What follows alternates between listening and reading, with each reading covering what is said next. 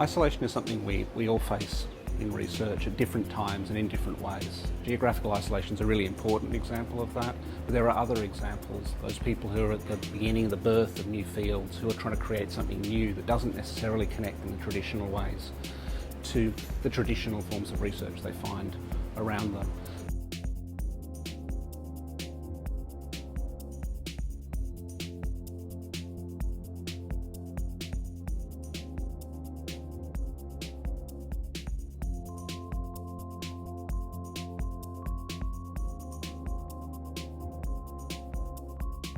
SCAP project has been, I think, something which has enriched, the faculty.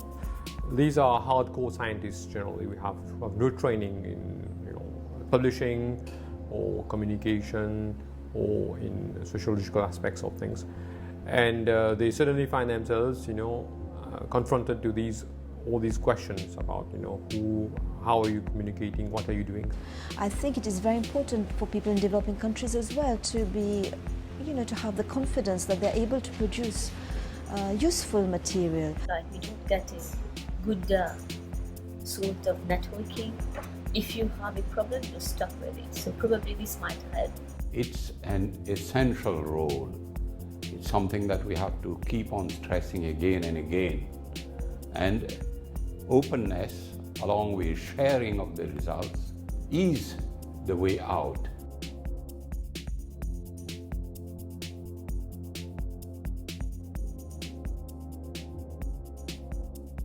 I like Google Scholar because once they get your name, your publication, they go for other papers that you've published. They put the abstract automatically. It goes and search for the abstract, and so you don't have to really go and do the tedious work of getting your soft copy of the abstract, typing it, all the details. I use the internet quite a lot, and I do look at videos or other material that people put up. I think this is very interesting, and I thought, why just be a consumer of educational material? I had a small, digital camera where I could video sessions. Afterwards, I edited it using Windows Movie Maker, and I had not intended really to do a serious project out of it, and I was surprised that students found it very interesting. And I did upload it on YouTube, and I hope somebody is finding it interesting. But what it helped me do is understand that I have something to contribute. If our publications stay into academic journals or at the level of a restricted few who are reading that particular journal, the impact naturally will be limited. I think these days, how can one not invest time in maintaining an online presence? Because now we live in two worlds. We live in this physical world and we live in the virtual world. And many people spend as much time in the physical world as in the virtual world. So it's very important to maintain a presence in the virtual world.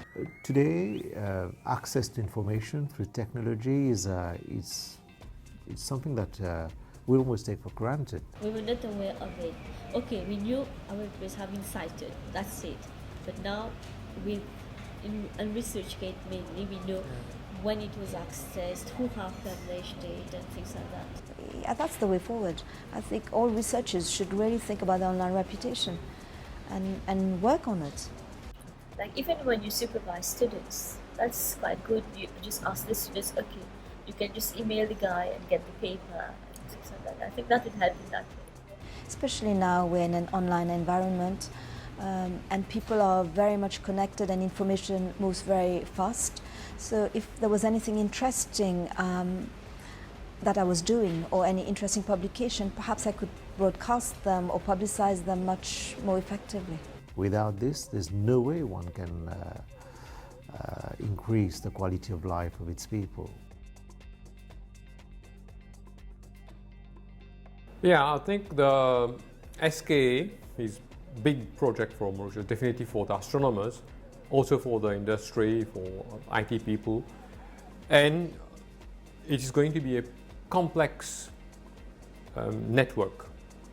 It is all to our benefit, to get into a network, to share, and to get knowledge. Yeah, definitely this is going to be a plus point, and I'm pretty sure that the outputs of the project and whatever we learn from it, the lessons we have learned from the SKP are going to be very useful in the communication model, business model of the SK. The SCAP project made me realize the impact of my publication and that I should really be interested in knowing how it is influencing other people and how I could project myself better as a researcher, or I could promote my research work more effectively. So I don't have any doubt that this open system that is being proposed here has got some very good future.